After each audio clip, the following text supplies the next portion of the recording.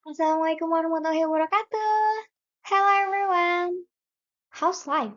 Hope you're doing great every day.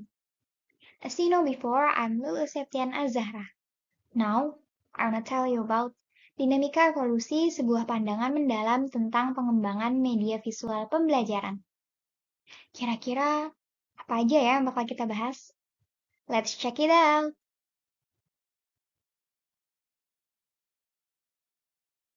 Why is it important? Kenapa sih hal ini penting untuk kita pelajari? Alasannya tak lain karena satu, meningkatkan pemahaman. Media visual dapat membantu peserta didik atau warga belajar untuk memahami konsep yang rumit dengan lebih mudah. Dengan visual, peserta didik atau warga belajar dapat melihat konsep tersebut dalam bentuk yang lebih konkret dan mudah dipahami. Yang kedua, memperkaya pengalaman belajar.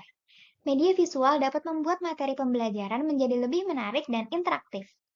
Hal ini dapat membantu peserta didik atau warga belajar tetap termotivasi dan terlibat dalam proses pembelajaran. Yang ketiga, meningkatkan retensi. Studi telah menunjukkan bahwa warga belajar atau peserta didik cenderung mengingat informasi lebih baik jika mereka belajar melalui media visual dibandingkan dengan hanya mendengarkan atau membaca. 4. Mengakomodasi gaya belajar yang berbeda. Tidak semua peserta didik belajar dengan cara yang sama. Beberapa mungkin lebih visual, sementara yang lain mungkin lebih suka belajar melalui pendengaran atau melakukan. Media visual membantu mengakomodasi berbagai gaya belajar ini. Yang kelima, mempersiapkan peserta didik atau warga belajar untuk masa depan. Dalam dunia yang semakin digital, kemampuan untuk memahami dan menggunakan media visual akan menjadi semakin penting. Mempelajari pengembangan media visual pembelajaran dapat membantu siswa mempersiapkan diri untuk kebutuhan ini. Lalu, apa itu media visual pembelajaran? Secara definisi, media visual pembelajaran merupakan media yang mencakup gambar, video, diagram, animasi, dan alat bantu visual lainnya yang dirancang untuk menyampaikan informasi, konsep, atau data dengan cara yang lebih menarik dan mudah dimengerti oleh warga belajar atau peserta didik. Konsep ini berakar pada pemahaman bahwa manusia cenderung memproses dan memahami informasi visual lebih cepat dan lebih efektif daripada teks atau informasi verbal saja. Tadi kan kita udah kenalan sama definisi dari media visual pembelajaran. Nah, kira-kira apa aja sih jenis-jenis media visual pembelajaran? Di sini aku akan mention 6 jenis media visual pembelajaran.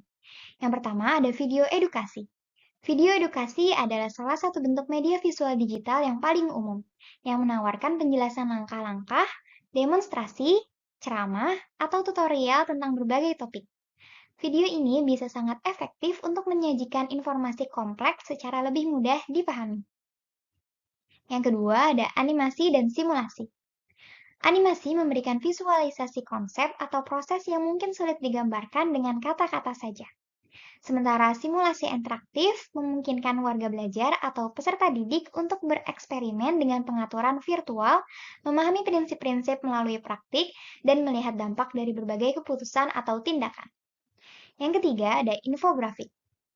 Infografik menggabungkan teks, data, dan elemen visual seperti grafik, diagram, dan icon untuk menyajikan informasi secara ringkas dan menarik. Infografik bisa sangat efektif untuk menyampaikan ringkasan atau gambaran umum tentang suatu topik. Yang keempat, ada presentasi digital. Presentasi digital menggunakan slide yang berisi teks, gambar, diagram, dan elemen visual lain untuk menyampaikan informasi. Presentasi ini dapat diperkaya dengan animasi slide atau transisi untuk menarik perhatian dan menjaga keterlibatan. Yang kelima, ada workbook interaktif. Media instruksional visual digital berbentuk workbook interaktif ini adalah alat pembelajaran inovatif yang memadukan konten edukatif dengan teknologi interaktif dan visual menarik. Alat ini dirancang untuk memberikan pengalaman belajar yang lebih mendalam dan menarik bagi pengguna yang seringkali melalui perangkat digital seperti tablet, komputer, atau smartphone. Media instruksional visual digital berbentuk workbook interaktif ini mewakili evolusi dalam cara kita mendekati pembelajaran dan pengajaran, menawarkan potensi yang signifikan untuk meningkatkan kualitas dan efektivitas pendidikan. Yang keenam atau yang terakhir ada aplikasi edukasi. Aplikasi edukasi menggabungkan teks, gambar, video, dan interaktivitas untuk menciptakan pengalaman belajar yang kaya. Beberapa aplikasi juga menggunakan gamifikasi untuk meningkatkan motivasi dan keterlibatan. Selanjutnya, ada beberapa langkah dan tips penting nih dalam membuat media visual pembelajaran yang menarik dan efektif. Langkah-langkah dan tips tersebut diantaranya: 1. Kenali audiens dengan menganalisis kebutuhan dan menyesuaikan konten dengan level pemahaman audiens. 2. Tentukan tujuan pembelajaran yang spesifik tetapi tetap terukur. 3. Pilih jenis media visual yang tepat untuk meningkatkan keterlibatan dan menarik perhatian atau mempertahankan minat audiens. 4. Terapkan prinsip desain visual seperti kesederhanaan, kontras, dan keseimbangan, serta kohesi. Hindari desain yang terlalu rumit atau berlebihan. Gunakan elemen desain yang sederhana untuk memfokuskan perhatian pada poin penting. Gunakan kontras warna untuk menonjolkan informasi penting dan menciptakan keseimbangan visual yang harmonis. Lalu pastikan juga semua elemen visual terintegrasi dengan baik, menciptakan tampilan yang kohesif dan profesional. 5. Buat konten yang interaktif dan partisipatif, seperti dengan menambahkan elemen kuis, latihan, atau menggunakan storytelling. Keenam, uji dan dapatkan umpan balik untuk mendapatkan masukan tentang kejelasan, keterlibatan, dan efektivitas pembelajaran. The last but not the least, evaluasi efektivitas dengan menggunakan survei, tes, dan metode evaluasi lainnya untuk mengukur pencapaian tujuan pembelajaran dan melakukan perbaikan. Cara pembuatannya sudah. Terus sekarang kira-kira bagaimana ya cara penerapannya dalam program edukasi masyarakat? 1. Untuk penyuluhan dan kampanye kesadaran, seperti infografik. Menyajikan data dan statistik melalui infografik membantu masyarakat memahami skala dan signifikansi masalah tertentu. Contoh lainnya poster dan banner. Penggunaan gambar dan slogan yang menarik dalam poster atau banner dapat menarik perhatian publik dan meningkatkan kesadaran tentang suatu isu. 2. Untuk pendidikan dan kesehatan. Misalnya video edukasi.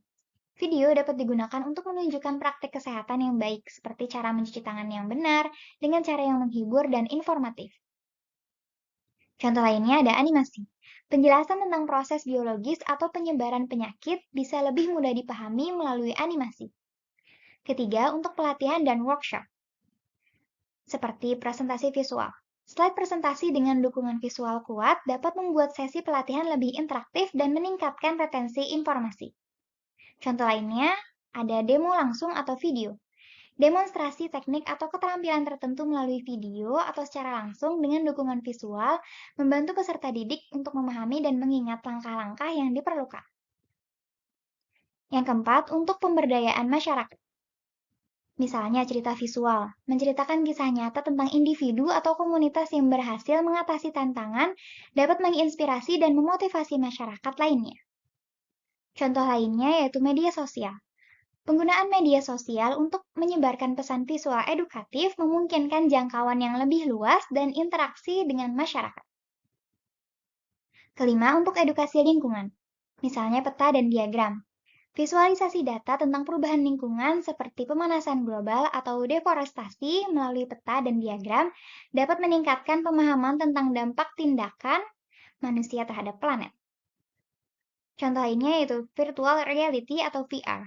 Pengalaman VR yang imersif dapat digunakan untuk menunjukkan konsekuensi dari perubahan iklim atau pentingnya konservasi alam dengan cara yang sangat berdampak. Yang keenam, untuk penyajian informasi pada keadaan darurat. Misalnya, pada petunjuk visual. Dalam keadaan darurat, petunjuk visual dapat dengan cepat menyampaikan informasi tentang rute evakuasi, langkah-langkah keselamatan, dan pusat bantuan.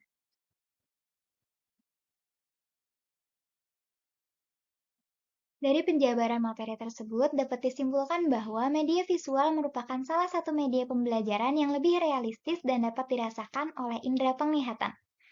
Penerapan media visual dalam program edukasi masyarakat tidak hanya meningkatkan daya tarik visual dari materi edukatif, tetapi juga memperkuat pemahaman dan retensi informasi. Dengan strategi yang tepat, media visual dapat menjadi alat yang sangat kuat untuk meningkatkan kesadaran dan mendorong perubahan positif dalam masyarakat.